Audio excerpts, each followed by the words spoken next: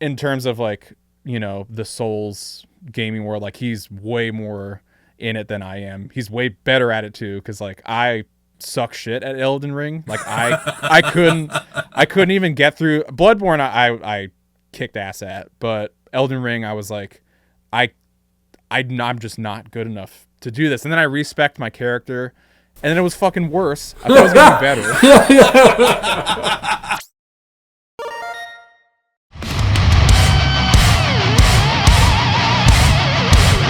I lost control!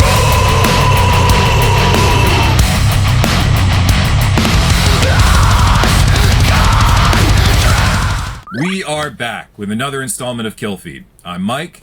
I'm James. Following the release of their new album, You Are Safe from God Here, we are joined by the Acacia Strain's Matt Guglielmo. Matt, thank you for being here today. What is up, guys? I'm happy to be here. All right, we're going to start you off like everybody else right at the very beginning. What was your very first gaming experience? Shit. Right off the bat. Best start. Let me time travel for a second. Okay, honestly, I think it had to have been like Super Mario Brothers for NES. It had to have been that because my uncle had a NES. I don't know why or how, but he never played video games, but he just had one, and it was always at my grandmother's house. So anytime I was at my grandmother's house as a young child, I had to be like 3 or 4. We would just play Super Mario Brothers, and that was like probably coming up on the release of the N64. So it was like before that was out, maybe we would rock that, and then obviously when the N64 came out, it was like all that was it for me. But as far as like the first gaming experience, it has to be the OG. Was that like when you realized that this was going to be like a lifelong passion, or was that more of just like a toy? Was there a specific title that like turned you from, a kid into a gamer? I mean, once the N64 came out, I was like, how old was I at the time? Like 5 or 6. Like it just became like, it was like love at first sight. Like it was like Super Mario 64, Donkey Kong 64, Banjo-Kazooie, like all of those made me fall in love with that, culture more or less. And like I grew up an only child too, so like I didn't that was like my only hobby pretty much, was like playing video games. It's like all I did like in my downtime, and like all the friends that I made in school, the few that I had, like were all like I just basically made friends with anyone who like also played games, and like that was kind of I feel like it was at that point where I was like, yep, this is just like my thing from now on. What was it about that style of game that hooked you? I feel like the exploration aspect for sure probably drew me in a little bit, like just being immersed in that environment as a kid. Like I feel like there was nothing better at the time, and also like those games that I mentioned specifically, like they're, I guess at the time, considered kid friendly games. So I'm sure I was drawn in by that as well. All of those are kind of like a collectathon, more or less. Like Banjo-Kazooie and Donkey Kong, like the rare games are just, you're collecting a million things. And I think I still enjoy doing that to this day. Like anytime I play like a modern game, like I got to do all the collectibles. Like I got to like clean it out and be so sick of the game by the time I'm done with it to like fully be able to put it down. But like in DK64, like there was, I feel like 800 plus collect. Like it was pretty insane. Going from NES to N64, did you just completely forego the Super Nintendo? Like, was that just not part of your growing up experience? Did you ever go back to it? Like, it's weird because like I didn't know that it was even a thing until I was like 8 or 9. Like my cousin's wife was like, oh, have you ever played Super Nintendo? I was like, what is that? Like I guess it never dawned on me that there was like one in between. Also, this is like before the internet.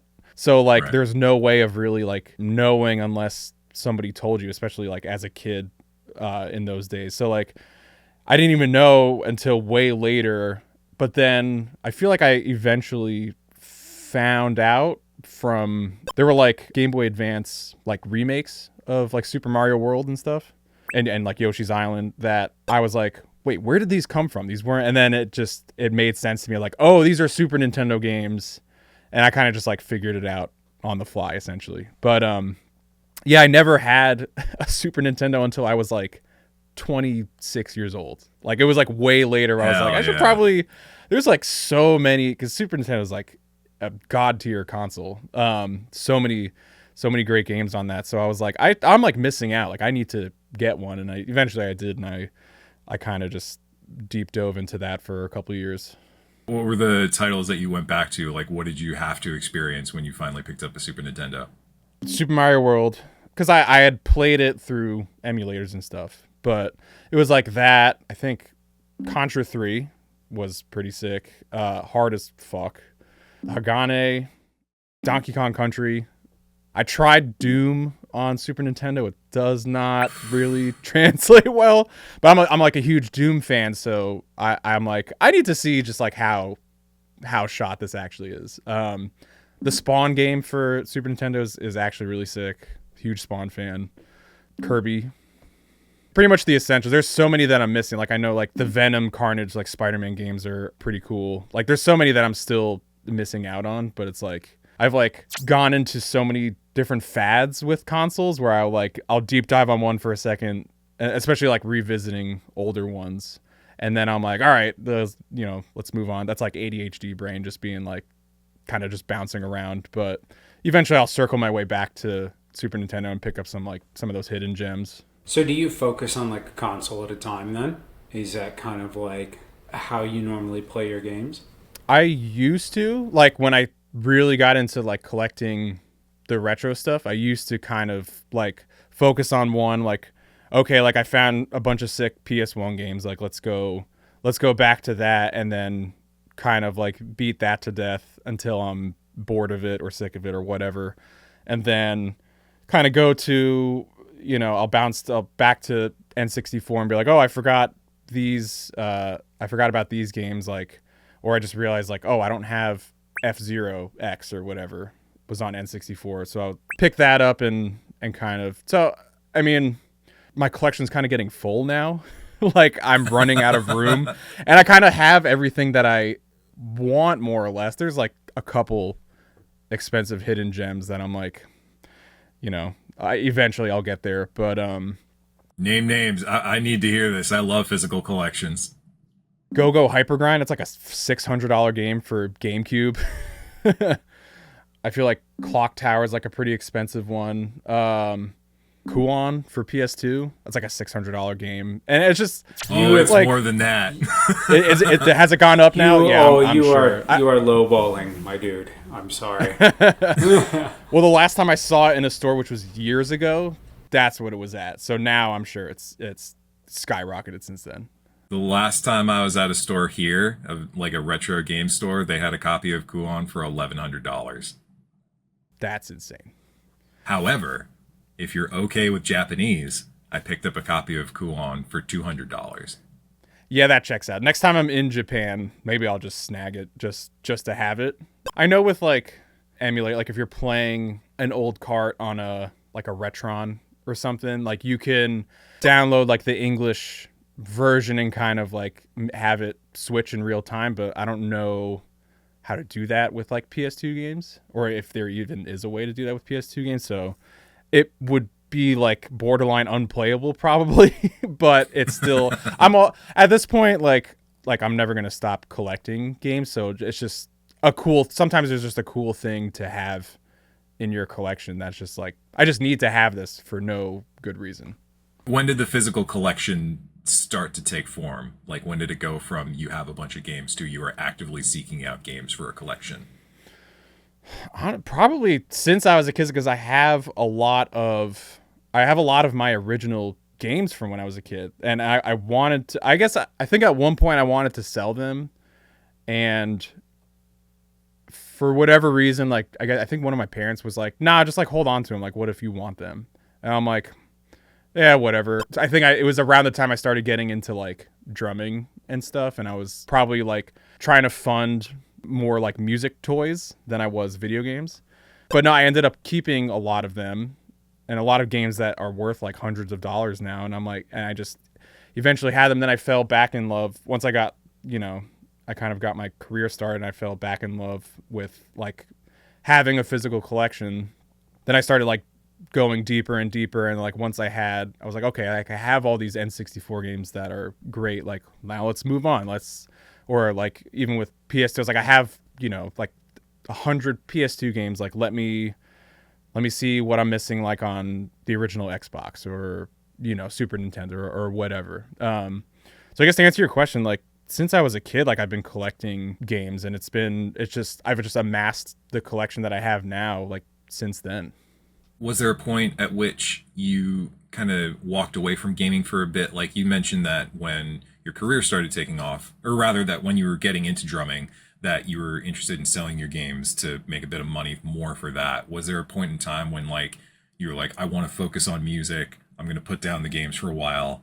Or was it always just kind of like present? It was more just kind of like an economic decision at the time that you were pondering something like that.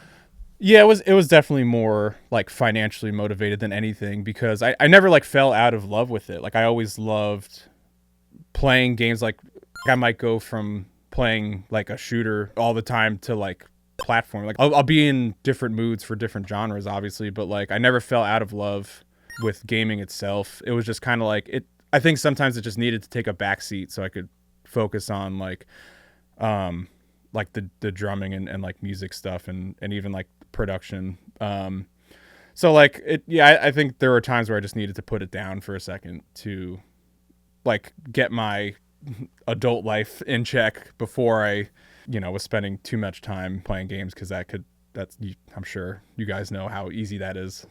All right, so what have you been playing lately? What are the games that you gravitate more towards? I still haven't finished Silent Hill F, that's been out for like months now. I've unfortunately been too busy with like real life stuff to where I haven't been able to like sit down and because I want to. That's a game where like I can't just play like casually. Like I have to be like into it and like let it have my full undivided attention. Like that's not a game that I just want to like skim through. Because there are plenty of games like that. Like I played Borderlands 4 a couple months ago, and I was just like doing other things while I'm playing it. Like I'm just kind of like coasting through, and it's just because it's like one of those mindless like fetch quest kind of games. So Silent Hill F is like what I'm in the middle of. There's a game called Little Nightmares. Little Nightmares 3 just came out, which is sick. I've always loved those games. I just started playing a demo for a game called Reanimal. That is honestly kind of the same as Little Nightmares, like very similar and a little reminiscent of Limbo. I feel like it might even be some of the same team. Like it's like very much like Limbo. Reanimal is actually the OG team that put together the first two Little Nightmares. That makes perfect sense. That's probably why I like it. The environment of that game. I mean, just from the demo alone is fucking sick. So I like those types of games. Do you gravitate towards things with kind of like a darker atmosphere then? Yeah, absolutely. It's like whatever weird like atmospheric platformer you would categorize those games as, like Little Nightmares, Limbo, Inside, and Reanimal, like that. I love that style. You feel like something's like off, and the things you encounter are just fucking weird. I like that sort of stuff. I love survival horror. Another game I played recently was Chronos: The New Dawn. Incredible game. It's like a weird cross between like Silent Hill and Dead Space. It's such a sick combination. Yeah, it was real. It's fucking hard too. Like it's survival horror, but like more of an emphasis on survival in that like they give you no resources. Like if you don't ration your stuff, like your inventory correctly, like you're truly fucked. And that's awesome. That like makes you feel like you're in danger. Like it makes you like really think about your every move, and it creates an anxiety within you. It puts you in that world to where you're panicking even though you're safe, but you're so immersed in like what you're doing that now you feel unsafe. And I honestly, any game that makes you feel that way, I love. So that type of stuff, like which is in the realm of like Dead Space, Silent Hill, Resident Evil. I think that, I mean, other than that, what was that? Painkiller. They did a reboot of Painkiller. Classic like arena style FPS that I haven't even touched it yet. Like there was kind of mixed reviews on it. But I loved like the OGs, and I I love most first person shooters. Like I really just, that's a genre where like I will try all of them no matter what. Like because if it's good, perfect, you know, but if it's bad, like it's still like kind of fun and like just mindless, you know. Do you typically go more for the single player FPS? Like, you know, you had mentioned Borderlands, you had mentioned Doom. Do you stick to the single player ones, or does that FPS love extend to like Warzone, Apex Legends, things like that? No, because I am usually pretty bad at those, especially now. Like Big same. Like, yeah, like that subgenre of like Apex, Fortnite, like even like Call of Duty now is like in that boat. Battlefield, like it's gotten so big to where like I can't even keep up, and it's just like not fun. I always use the analogy of like you order like chicken wings at a restaurant, but the sauce is too fucking hot to where you can't even enjoy it. Like it's just like pain, but you keep eating them. It's like I'm just making myself be in pain for no reason. So that's how I feel anytime I've played one of those games. A buddy of mine that I just hung out with is trying to get me into like Helldivers and stuff, and that's more like team based, not so much like competitive, I guess. But even that, like I'm just bad at those sort of things, so I do stick to single player stuff, but also mostly to like immerse myself in the world of whatever I'm playing, and kind of just like lose myself in that, which I find it hard to do, you know, in a multiplayer game. And I like, you know, that feeling of like kind of being alone and isolated in a game. Like I think that doing that and exploring in like an isolated like ambient sort of world is I think that's probably my favorite type of gaming experience. Why is that? As somebody I'm primarily a single player kind of video game enthusiast, but like, why for you is that compelling? Why do you enjoy that? I think I've just found that it makes me, it's like feeling isolated, and like it makes me feel something, whether it's like discomfort or fear even. I like games that make me feel something, even if it's like a negative emotion, because that means like they did their job so well that they're triggering that emotional response within me. And that like I to me, when it comes to gaming, like there's no better experience than that. Like you are able to trigger that within me, and that it just there's nothing like it. I love it. Who's going to be on your Mount Rushmore of survival horror? Like, are you going to stick with the titans of the industry? Like, I'm obviously scoping out that Silent Hill shirt. Is it going to be the Silent Hills and the Resident Evils, or do you have any indie gems that you have that are like kind of hidden bangers? Well, I feel like we have to include Dead Space. Like, I that game fully changed the genre. It expanded on things that already existed, but it took it to another level. I mean, it's kind of the same when a new band comes out and it's like they're borrowing aspects from other bands that came before them, but like takes it to another level, and you're like, holy shit, like this is it's so innovative and incredible, like what they're doing. So Dead Space has to be on there, like no question. At least the first two. 3 was kind of a meh. If you didn't play Dead Space, why was it that much of a game changer? For me, it checked all of the boxes of what survival horror should be. You know, it has like the survival aspect where you're searching for resources, and kind of like you feel like you're unsafe at any given point. Even semi-spoiler, but there's even a point in the game where like you're in a save room where you should be safe and you still get fucked with. There is no feeling of safety, and that's, I think that the fact that they were able to do that so successfully, and the way that game is meticulously crafted, I think is like it has to be on the Mount Rushmore. If not for survival horror, for just like action games in general. But there's that whole aspect of it, and then the combat and the weaponry in that game is like, it's so fucking cool, and it's also so original. Like obviously borrows from like the movie Alien, and you know, like the over the shoulder thing is like from like it's like Resident Evil 4 but like on crack in space.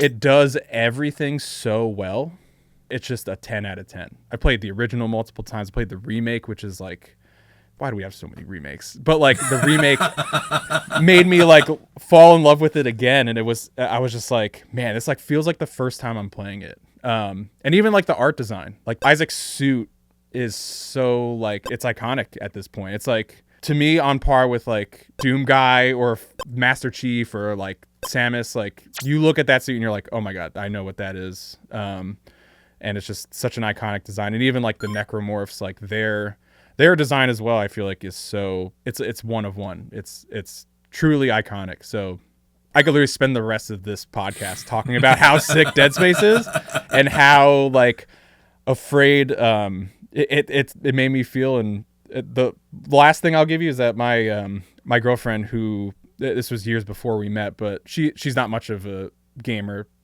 really, like in with like the horror stuff. She had seen somebody play Dead Space and she was like obsessed with it. Like she was like freaked out and like was like, this game is incredible. And like 2008, 2007, like whenever it came out, and for her to like say that and feel that way about the game, having no like prior knowledge on it or even playing it, is like, I think that's a testament to how incredible that game is.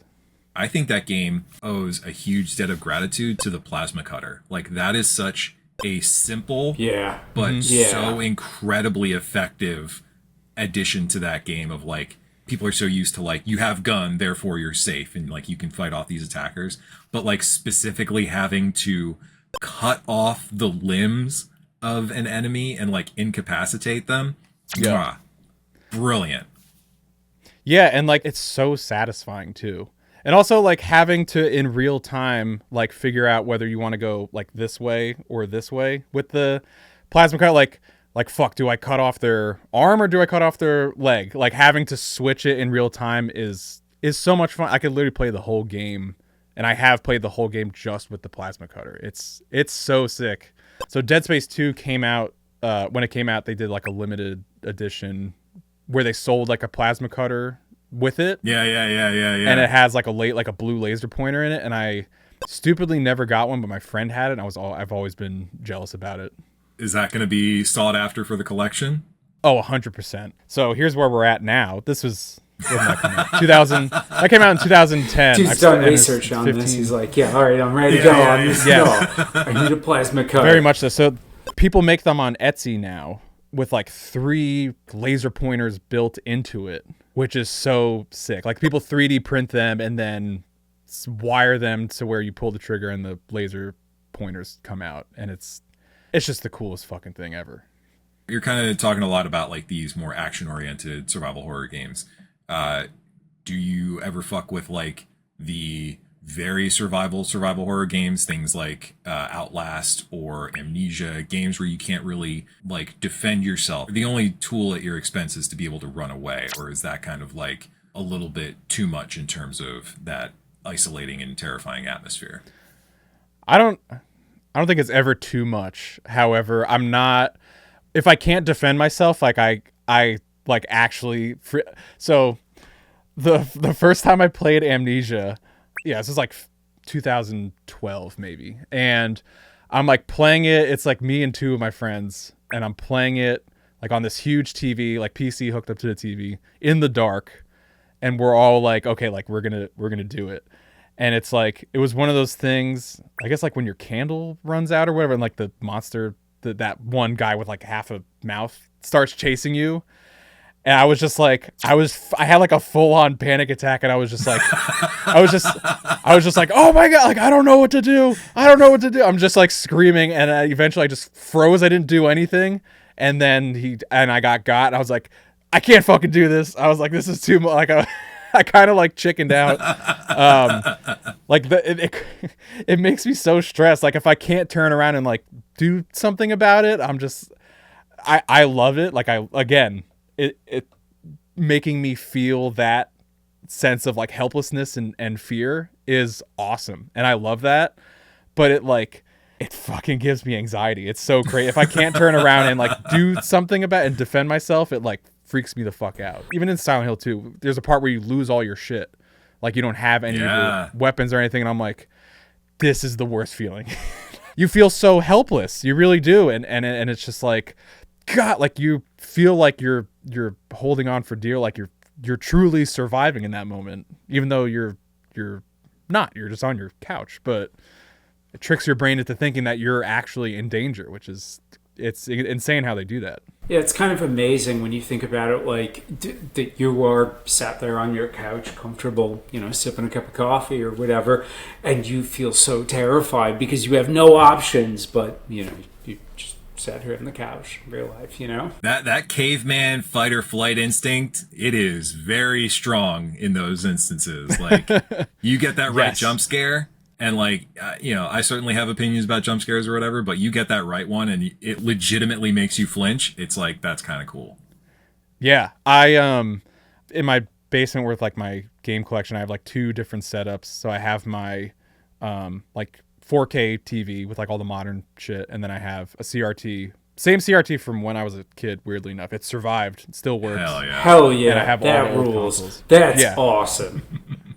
Yeah. I love it. It's my favorite thing ever. So like just going back and playing old shit on an old TV, it's awesome. So there was one year where I was like, okay, it's October, like I'm replaying the OG Silent Hill 2 on, I think I had it for Xbox at the time. I didn't find it for PS2. I have it for PS2 now, but played it on Xbox. And I would play it like every night before I went to bed, and I couldn't fucking sleep that whole month because I was playing the game and I was like getting spooked, and it was like spiking my heart rate, and I was like I'm like, I can't fucking sleep. It felt like drinking like a 5-hour energy or like pre-workout before I was going to bed, and I was like, I literally couldn't sleep that entire month. But it was like such an awesome experience. I was like, I'll take that, because it's like that's what the game is meant to do. It's meant to make you feel crazy and like it makes you feel like you're in fear. Yeah, you can sleep in November. That's fine. Exactly. As soon as I was done with the game, I'm like, oh, thank God. It was like, I got like the worst ending too. I got like the stupid like water ending or whatever. It's like I looked at the knife too many times or some shit. Like I got the bad ending. I was like, fuck, this wasn't even worth it. I'm just kidding. It's always worth it to play that game. But I had to like stop for like a couple days. I was like, I need to chill. This is making me feel crazy. So you talked about how N64, you had a lot of like family friendly games, and that obviously pulled you in as a child. Now you're much more drawn to your survival horrors, your Dooms, your action, FPS kind of stuff. Do you think that video games had any kind of influence in pushing you into more of a heavier sound in terms of music? Like, picking up something like Doom maybe made you appreciate metal more? Or do you think that maybe your appreciation of metal has kind of pushed you into this darker side of gaming where like you're seeking out that really high intensity, high anxiety kind of play style because your interest is, death metal and things like that? Yeah, I mean, I honestly think the video games influence the music more than the other way around. Right? Like I'm always trying to fit video game like references into things that I'm doing musically. And if it's not me, like even if it's not me, like Vincent from the Acacia Strain, like most of our record is like Bloodborne and Elden Ring references, even though the songs aren't about those things in particular. Like there are songs like Holy Moonlight and like Burnt Offering, like there's so many references, right? So it's always kind of making its way into like the heavy music world, and I always felt like they're always kind of went hand in hand. Like even ever since like the OG Doom, like the soundtrack was just like Slayer and Pantera and Metallica ripoffs. Like, I mean, ever since then, metal in video games were always kind of a mainstay. I attribute a lot of this to Doom because it was kind of the first one, and Quake too, same company, having Trent Reznor score their first Quake game. I feel like even when Doom 2016 came out, it like created that second spike of that video game and metal relationship, because so many bands after that came out were like they wanted to do that Mick Gordon sound. Like he, crazily enough, from doing that soundtrack, like created like a subgenre in metal, Yeah, absolutely. I mean, the number of times that Mick Gordon's name has come up in these interviews is absolutely incredible. Like, and especially, what really kind of fascinates me about Doom in particular is that it really, of course there have been violent FPS games that have come and gone within the space, and like metal isn't a stranger to them, but like Doom in particular made itself known within underground metal, like especially that first one with those references to Slayer and Metallica and Pantera. Like, they're not putting like fucking Dark Throne or whatever in there, but like, Sure. it like known bands. It wasn't like a facsimile of what they thought metal should be at the time. And then, fast forward to Doom 2016, and then, like you said, Mick Gordon really kind of revitalized metal within the video game space. Like that meme that's been kicking around of like when the Doom music kicks in, and like that means something to people. Like that means something to gamers that don't necessarily know what these bands that have come since then really are. Like, can't pick them out by name or anything like that, but they know that that particular sound means that like heavy shit is about to go down. Yeah, 100%. And it's also sick too, because now he is like involving himself in metal bands production. Like he's done stuff with like Bring Me the Horizon and Monuments and stuff like that. I'm sure. I think like Architects too, he worked with. Yeah. But anytime he is involved with metal bands, I'm like, that's so fucking sick. Like him scoring those.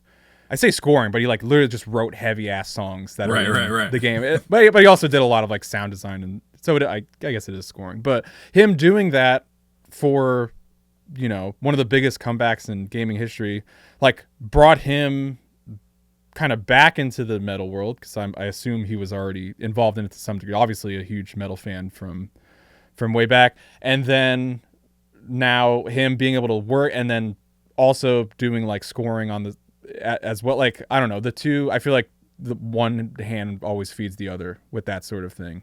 And like video games are always like feeding metal, and metal's always like giving it back to the gaming world. And it's like, it's fucking awesome. Like the two really, they've just always gone hand in hand. It's just like a match made in heaven. In metal, like you see people referencing like film and literature all the time. Are video games going to be at that same level without being an air quotes video game band? I mean, I think so. Like, we are already kind of doing that, and I've always referenced some sort of video game in like any record I've been a part of. I feel like it's snuck its way in there somehow, like I don't think that will ever go away, at least for me. And like, I mean, gaming's bigger now than it's ever been. Like, I don't think that'll ever fade, and I think it'll just keep growing. And I don't think you have to be like like Acacia Strain isn't labeled as like a video game band or anything. Like, we're just fucking nerds. So that's what we end up referencing, and we have merch that indicates that as well. And like you said, like it always happens with like movies and stuff. Like, bands reference movies all the time. Like, I think that's just art at the end of the day, like you're always just going to borrow like what influences you. Like, I'm sure there are directors who wrote and directed movies based on like an album that they heard, like I feel like it always kind of goes back and forth like that. So I don't know. I think that's always going to stick around, because that's just what artists do. Like, they pull from the things that inspire them, whether it's a game or a movie or a show or a painting or whatever it is. It really is more heartening to see that like more bands are willing to kind of put themselves out there with this kind of love of video games without having it be kind of this wink to camera almost. Like, don't get me wrong, Dragon Force, amazing band, but like they really lean into like, this is a video game, we're referencing Legend of Zelda, we're referencing, X, Y, or Z. Like, it really is all about the video game. Whereas like, you look at something like Metallica doing, Call of Cthulhu, and it's like, nobody looked at them and was like, you fucking book nerd. Or like Norwegian black metal, so much of it is predicated on Lord of the Rings. Nobody's looking at them being like, go back to the Shire, you fucking weirdo. Like, but video games are kind of in this like transitionary period. There is still a little bit of a fine line to walk where you go a little bit too heavy handed and you kind of get branded this like you're a video game band, but you go a little bit too subtle and people don't necessarily pick up on it, and it's like more of an Easter egg than like really paying homage to the thing that you're pulling influence from. I don't know. I think it's kind of an interesting time in this relationship between underground music and video games. Yeah, totally. And I think that obviously comes down to the artist. Like, I'd always, anything that I'm doing, I prefer it to be like an Easter egg instead of like base your whole personality around it, whether it's movies or video games, or like, I think it's more clever when it's done in a way that it's like, oh, this is just like a nod to this, or like, oh, this album artwork, this creature on here looks like it could be from like Dark Souls or something like that. And it's like, oh, that's cool. But it's, like that's cool. But like using something directly from Dark Souls is like too derivative, like I think it's always cooler when it's like borrowed and not like directly referenced. And it's like, then I feel like you're kind of just like ripping it off at that point. But I mean, that's any argument could be made, if you want to be, the Dark Souls band, then like, then go ahead, I'm not going to stop you. But I do think it's cooler when it's like, like a song title, or like a certain lyric is like a passage from like a note in a game. Like that's cool. And then somebody's like, holy shit. Like that's because when they find either one or the other first, like if they hear the song and then read it in a game, they're like, oh my God, that's where they got this from. Or it's like you hear the song, it's like, holy shit, they got it from I think that's cool. Like so many people when we put out the song Holy Moonlight, they're like, that's the fucking Bloodborne sword. Like, holy shit. You did bring up something very important, which is the Acacia Strains merch. So many video game references have been made on shirts. I have my Untitled Goose Game hoodie downstairs that I have worn to death. Have you been involved with any of the merch brainstorming sessions, or do you have a favorite piece of video game reference Acacia Strain merch out of all of them? Not. I usually we just leave it to Vincent because he's like the mastermind behind all of that, and he knows like what the people like. I mean, I feel like we all kind of do at this point. Like we know our fan base very well, and it's very much like a tight knit group. Like we know what they like and stuff, and we know sometimes, or I was just say most of the time, they like the same nerdy stuff that we do. I occasionally I'll text him and be like, put me in the fucking ground on the back of a shirt. Or like the last tour, I was like, do Raising Cane's logo, but it says Acacia Strains. That's pretty so good. Like occasionally I'll text him. it honestly, it came out really good. But occasionally I'll just like text him ideas, but it's more so him like steering the ship on that sort of stuff. And he's like, as in terms of like, the Souls gaming world, like he's way more in it than I am. He's way better at it too, because like I suck shit at Elden Ring. Like I couldn't even get through Bloodborne. I kicked ass at, but Elden Ring I was like I'm just not good enough to do this. And then I respect my character, and then it was fucking worse. I thought it was gonna be better. So I just spent all this time redoing it, and then the game actually gets harder. Fuck. Yeah, I did. Yeah. I literally tried. So I was like, just to digress a little bit, I was like a strength build. I was like a total caveman. Oh no, totally on board. I always do all strength builds. Love it. It's so Same. dumb. It's so fun. Every time. Yeah. I love it. That's just what I gravitate towards. So I'm like, fuck, like this isn't working. There was like certain bosses where I'm like, this straight up like isn't working. Like I'll just have to be chipping away at this guy for like a half hour straight. Like this just is not doable. So I respect as like some sort of mage where I could like shoot things from afar. I was like, okay, maybe that will work, because I've seen dudes on YouTube just like one shot a fucking boss like it was nothing, like totally like cheese the guy. And I'm like, okay, I want to do that, like, because I want to experience this world of exploration, but I'm not good enough. And also, that game came out like 2 years ago, and I was like, I'm super busy, so I don't have time to like get good at it. I just want to be able to blast through it. So I like copied this guy's specs, and I like found some of the same like incantations or whatever, and they did fucking nothing. And it was just a big waste of time. And I'm like, you know what? Maybe this just isn't for me, and I'll revisit it and probably start over like in a couple years or whenever I feel confident, because it just destroyed my confidence on the game. I'm just like, I'll wait for the next one. Waiting for Duskbloods to come out, which is supposed to be like Bloodborne 2, but for the Switch. So we'll see how that goes. It's multiplayer. It's not exactly Bloodborne 2, unfortunately. As much as people were hoping that it was effectively Bloodborne 2, it is like they're calling it this like weird PvE but also PvP kind of extraction style game. So we'll see what it's like. Yeah. I try not to I have this other problem where I try not to like read too much about games because I want to be surprised, and I want to go in with like and without any sort of judgment. Same with like movies and stuff. Like I try not to read too much before I dive in, but like I don't know. I try not to do that with games that I know I'm going to like. So I didn't know that because I haven't been like reading anything on it. For games, I feel like it's even more so because if you watch a movie trailer and it spoils kind of like a big climactic moment, it's like, oh, okay, well, you only spent an hour on that, whatever, that's okay. Whereas, like, if you spend 30 hours on a game and you have the big moment ruined, like, before you get there, like, man, like, that's crushing, you know? Yeah, like, it, like, takes away the impact of it. I mean, depending on what it is. I feel like so many game trailers are, like, they're more vague now. Whereas, like, some movie trailers I watch and be like, okay, I feel like I just watched the whole movie now. I don't need to go. I think I got the whole thing, and I can kind of fill in the blanks. The thing that I've noticed happen the most with game trailers is that they show the most interesting part in the trailer, and then the rest of the game is shit. Everything else is bad.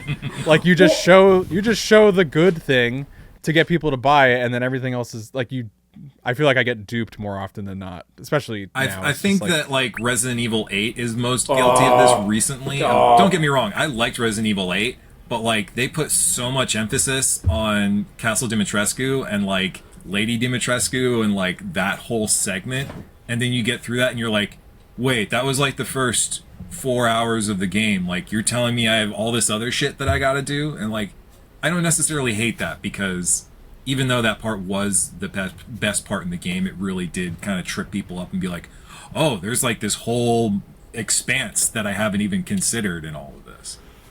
Yeah, which is, to an extent, that is cool. That it's like, oh my god, there's so much more that I was not expecting. But when it is the best part of the game, it's like, you start at 10, you either have to beat that or you're just going down. Then you're going from 10 to 9 to 8 to, and that, yeah, there was a little bit of that in that game. I still liked it regardless. Like the newer Resident Evil games, I think rock, but you also I can see where that happens. I mean, if you're going into a game thinking it's going to be this thing, like if you're thinking the game is going to be in this old Gothic castle, and if you think this is most of the game, and then you get out of there after 20% of the game, for some people that might be very disappointing. And I could see why that would be something that annoys people, you know? Sure, but like that's any kind of story though. Like if people are going into it with expecting one thing, but then they get their expectations challenged, it's not always a bad thing. Yeah, absolutely. I mean, this just like reminds me of when Hideo Kojima did the Metal Gear Solid 2 demo as Solid Snake, and then pretty much the whole game is you're playing as Raiden. Fucking. So it's like the old that put me off though. Maybe like I'm the caveman here. That totally put me off. I remember one of my friends playing it, and I was like, wait, so I'm not Solid Snake anymore? I don't get it. What am I doing? I got into Metal Gear around like I was in high school, so it was like 2010. I think Metal Gear Solid 2 came out like 2002 or something. I didn't even know that, because I hadn't like researched it before. I just like deep dove into that series around that time. I was playing it, I was like, what the fuck is this? Like I even 8 years after the fact, I was like, what is happening right now? So in addition to being the drummer for the Acacia Strain, you're also the drummer for End. Most important question of the interview. Who are the bigger nerds, the Acacia Strain or End? Oh, Acacia Strain hands down, but not by much. So in Acacia Strain, it's like me, Vincent, and Devin. Like Griffin isn't much of a gamer. Mike isn't much of a gamer, if at all. But Brendan in End is a huge Magic the Gathering fan and also PC game. So he's got Magic the Gathering and video games. So that I think that counts as 2. Double That points. counts as Double 2 points. Yeah, nerds. definitely. Double. Yeah, definitely. But then Greg in End is a huge movie guy, like the most knowledgeable movie historian and horror nerd that like that I probably will ever meet in my life. Knows everything about everything horror and movie related. So I think End might be the nerdier band, honestly. Just a different kind of nerdy. Shots fired. Yeah. Are some people going to be upset about that take? Particularly the bands that you're in. People are going to talk shit next time at rehearsal or whatever. They might, but Yeah. like, listen, man, the facts are the facts. And we got a magic guy, 2 video game guys, and a horror guy, like a movie guy. Those are 4 nerds. And also, there's 3 producers in the band. Also nerd shit. Yeah. The nerd factor is like out of this world. Acacia Strain, video game guy, Vincent, and anime. So is that 2? He does, at least at one point, did dabble in Magic the Gathering, too. Yes. Doomblade is a magic reference. Okay. Oh, shit. All right.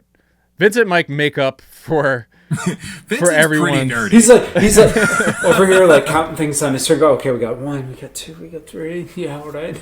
He's like, okay, I count him as like three nerds, and then I'm 1, and Devin is I would say Devin's like 2, but shit, but I'm also a producer.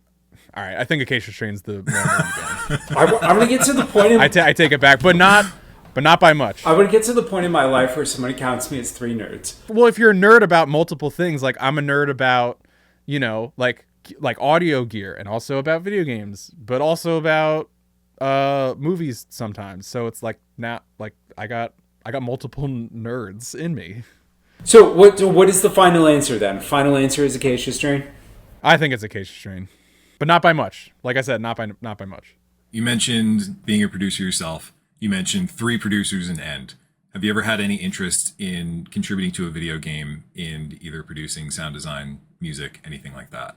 Oh, absolutely. It's like a bucket list / like childhood dream to like get something I do into a video game, like whether it's like part of a soundtrack, which is like, I feel like kind of like a lost art. And I think WWE's trying to bring metal back into both the sport of wrestling and also like their video games. Like I know there's some talks of some bands doing that and stuff, but I would say either wrestling or video games, that would be like a childhood dream to like get something I do into one of those worlds for sure. You couldn't talk to Brody to get something in AEW, something like that? It's funny because in the next couple weeks, I am going to try and reach out to some wrestling guys and just be like, can I just like redo your theme song? Because that used to be a thing back in the day. Like bands, I feel like WWE did so much for Limp Bizkit and like, Disturbed and stuff, like putting them on the map more so than they already were, getting them to like redo already existing wrestling songs. This is turning into a wrestling podcast now. I'm sorry. But wait, yeah, my only question on that was like, did you not count that as part of your nerd counts? Because like wrestling is for wrestling. All right, that's all right. I'm 4 nerds now. That's what. Okay, but Vincent and Devin are also wrestling fans. So now that's, dude. All right, now we're beating End by in a landslide. Like this is. Now it's so many nerds. Dude, nerd math is hard. Yeah, I keep counting all this shit. Dude, there's got to be like an equation somewhere, like just a nerd tracking calculator. sheet. You're like checking boxes. Yeah. No, but I actually years ago, there's a game called Killing Floor, which is like a 6-person game. Yeah, I know what that is. Like zombies, quote unquote, but like more so like these weird experiments. Whatever. That doesn't matter. But there was a lot of metal in their first game, which was like one of their developers just like doing it, right? But then their second game, they included a lot of bands. Like there was like Impending Doom and like Demon Hunter and like they had a lot of bands songs in addition to their OST. So like my local band at the time, like I reached out to them and I was like, hey, can we like can we include one of our songs in your? And that was like the last time I actually tried and attempted to get something I did into a video game. But I think now this was also like 13 years ago. I've done so much more since then, and I want to start reaching out to like. I feel like id might be kind of a stretch, but even like a smaller company. I say smaller, but like 3D Realms, like something like that, and be like, I would love to contribute something, you know. If there are developers out there listening to this right now, I would be so elated to contribute some sort of riffage or heaviness to a video game. Like it's always been a bucket list thing of mine. Even if I just do one and done, like that'd be enough for me. But yeah, hopefully someday. What would be the ideal one? Like if video game president A shows up and says, hey, I'm Susie in charge of all of the video games. You can be involved with any franchise you would like. Which one would you get? Oh, it has to be Doom for sure. Like getting to just have free reign and just do, because I would write it like a record with like, and kind of like splice it with like some of the, because that's kind of what it ends up being, is like there's heavy shit when the action's going on, and then there's like this weird like ambient borderline industrial stuff when like the exploration and like the puzzle stuff is happening. Like I would easily dedicate a year of my life to just do that and nothing else. Or even in a way like how Trent Reznor does it with like movies, like the movie scoring guy now. And he does that, you know, he takes time off of touring and then scores movies, and sometimes even in between touring, which is psychotic. But like I would love to do that, and kind of just like be someone who contributes, you know, any sort of music to like multiple, like different types of video games, whether it's like ambient or something more like rock and metal influence. Like I would love to get into that world. It's just, you know, finding a way in is I don't know anybody who is in that world, so it's kind of hard. You drum full time in 2 bands. You're a producer. You have your own studio. You're a very busy guy. Mm-hmm. How do you factor video games into your schedule? And more importantly, why is it important for you to keep video games as part of your life, even though you are so busy? I mean, it's definitely really hard to just like find a second to like go. It's hard for me to like just go home and chill sometimes, regardless, like whether or not I'm playing a game, like even if it's like I have to go and mow the lawn, like that's hard for me to like schedule that in, even just because I'm like very like work motivated and whatnot. So I literally just try to like force it in whenever I can, like force myself to like, okay, like it's, you know, it's 5-6 o'clock, like why don't you cut out early and like go home, have dinner, and then like just sit on the couch and just like play something. Like I try to prioritize it every now and then, to because it's also like it's one of the only other things that are like, aside from like watching a movie or a TV show, which I don't think is as like immersive, like those are not, in my opinion, not as like good for your brain. Like playing a game and like using your brain to figure out stuff and like, you know, actually interact and stuff, I think is better for you if you're just sitting on the couch and staring at another screen. I try to prioritize that. It's the only thing I can kind of get away from music with. Like it's the only thing that I can like kind of turn my brain off and not like listen to the same 30-second breakdown for 12 hours a day or whatever. Do you try and like separate from like watching movies or TVs or something and try and cut in specifically video game time? Like, do you try and say like, okay, Tuesday, the girlfriend's going out with her friends, so you know what Tuesday is going to be RPG night or survival horde night or whatever? Sometimes, I mean, sometimes our time is just spent together. Like she's into like crocheting and knitting and stuff, so she'll sit while I'm playing a game. She'll just sit and crochet, and it's like perfect because she could do her thing that doesn't require a TV, and I could do my thing that requires the TV.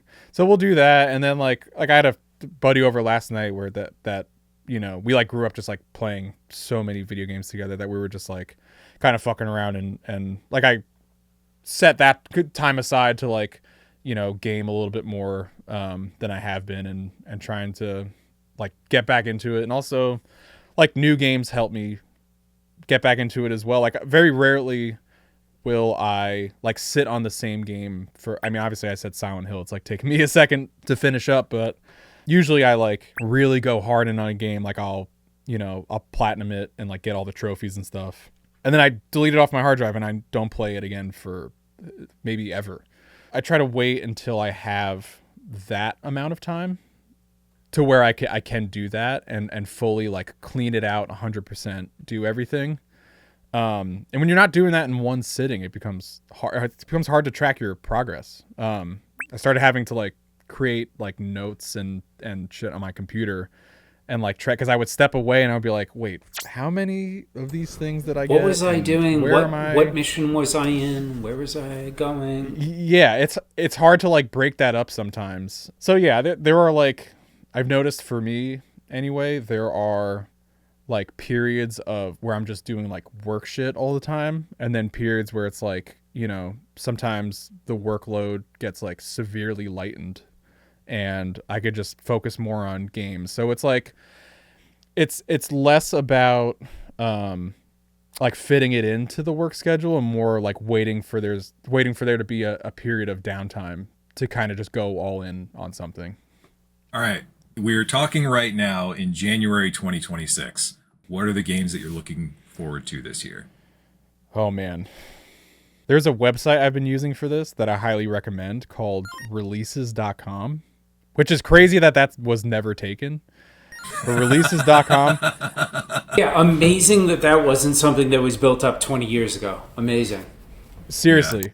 I just opened another tab and I'm like looking at it right now. I'll just like read off the list of things that are supposed to come out this year. There's like a racing game that's like kind of in between like Burnout and like Split Second. I don't know if you guys remember that game called Carmageddon. It's actually a reboot. Mm-hmm. That's amazing. I didn't know they were doing a new one of those. Wow. Yeah, Rogue Shift it's called. That apparently comes out in 28 days. There's Reanimal, obviously Resident Evil Requiem. There's this game called Mouse PI. Yeah, that's like, yeah. It's like a Steamboat Willie FPS. It looks fucking crazy. It looks so sick. Violent almost like as shit. Yeah, violent as shit, but like Cuphead, like animation style. They're rebooting Marathon, which is like, I didn't even think people knew what Marathon was. It's like Bungie's first game before Halo. That looks like, like the old school, like it looks like Doom and Quake and Wolf, like it's that style. But they're rebooting that to be, I don't even know what it's supposed to be. But let me see what else. There's Super Meat Boy 3D. That's one of the hardest games in the fucking world. Shit, they're doing a 3D on that? I did not know that. Yeah, it's 3D, but it just gives you like, so the first two are just like, side scrolling and go up and down and stuff. But this one, it is kind of more like top down. It looks like it's like slightly more 3D. It's not like a full 3D adventure game, I don't think. But then there's this game called Pragmata. I don't even know what to think of this game, but there's like this little girl following this like astronaut around. As for survival horror, there's another game called Ill. Yeah. Ill looks really sick. I'm glad that it's actually a game and not just like a pre-rendered trailer like it was for 5 years or whatever. Yeah, for sure. I feel like it's been talked about for a while, but that's coming out. There's another game called Directive 8020. Oh, the Until Dawn developers, Supermassive. Yeah. And then Kojima's new game, OD, is supposed to come out this year, but who knows if that's actually happening. But those are just some that are claiming to come out this year. And then they're redoing Halo and putting it on PS5, which is like so weird, but I have such a profound nostalgia for that game that I'm like, I'll buy it. I'm a sucker for some of those things. I hate to admit it. It's such a guilty pleasure because like I hate the idea of remakes, and I'm like, just come up with something. Just come up with a new idea. Oh, totally agree. Yes, absolutely. Yes. But then they like flash like the shiny toy in front of me. I'm like, okay, I'll do it. And you're like, yeah, okay, here I am, like, getting out there before work on release day. Yeah, okay, I'll do it. Yeah, fine. You fucking got me every time. Every time. Metal Gear Delta got me. Silent Hill 2. Oh, Silent Hill 2. Great remake. It honestly was. It was incredible. Dead Space remake, also incredible. It was like ground up remakes. And I think Halo is supposed to also be like, they said they're adding missions, which is sick. Like they're actually doing things to like, they're like adding a sprint feature, which is so minuscule, but still cool. Like they're adding stuff and like making it better and so like I'll take that over like just a mindless remaster where they're just like slapping a new skin on the same game. Literally the same PS1 textures just scaled up to 4K or whatever. Yeah, it's just like putting lipstick on a pig. Like it's just like slightly it's like shitty but like slightly prettier. You have one game to recommend to anybody who's out there listening. Out of all of the games that you mentioned, what would be the one game that you would recommend to somebody? The peak gaming experience overall? Out of all of the ones that you've mentioned. It's got to be Bloodborne. Really? Why is that? Solid choice. I want to say it has a little bit of everything, but the environment and the amount of shit there is to do in that game. I think to this day I have the most hours logged in Bloodborne. It's like 300 hours, which I know I'm sure there are people who far surpass me, but honestly that would probably be the one. The replay value, you're always getting something different every time you play it, because even though it's the same thing, like your character can still kind of change and you can perceive interactions a little bit differently depending on your build. And I think it's the coolest like art design and enemy and character design. I just love that sort of like H.P. Lovecraft kind of like weird abomination kind of creature. Like those things, like I love that sort of stuff. So, and also it's like it's like a top 3 game for me. So I would honestly, Desert Island game, it would be that. And I recommend anybody to, I mean, if anybody's playing a game for the first time though, like they're going to have a bad time with that. So maybe it's selfishly my recommendation of choice. However, not a good recommendation because not a starter, baby's first video game kind of thing. No, baby's first video game, DK64. Hell yeah. I think it's the best rare platformer.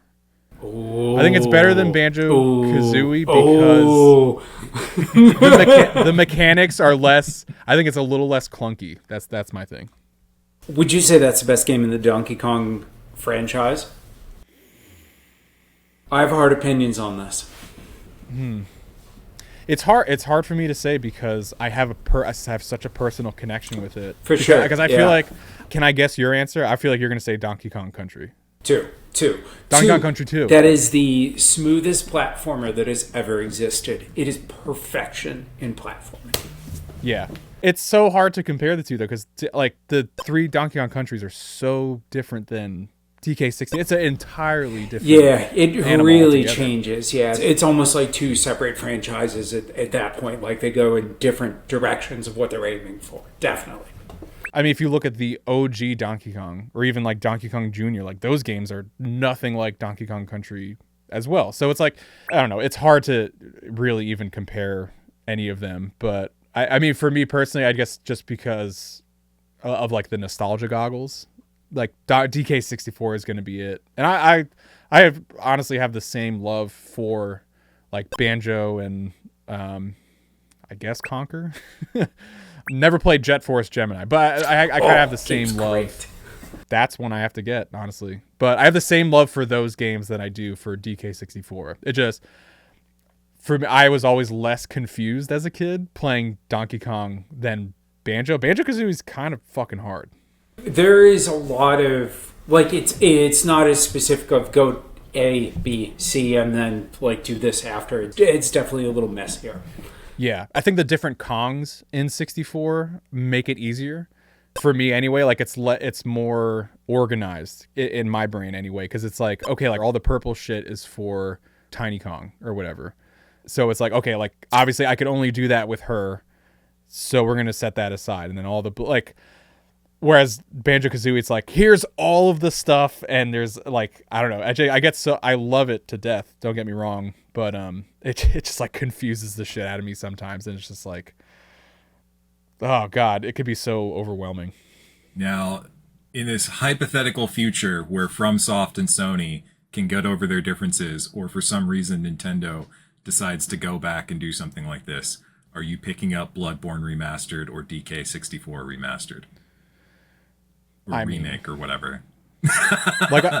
Like I said before, like I am a sucker for that shit. Like even though like I could recognize that it's wrong and still like I'll still go after it. Like I know what I'm doing is wrong and probably like feeding this not so great part of about the industry, but like I understand that and I'm doing it anyway.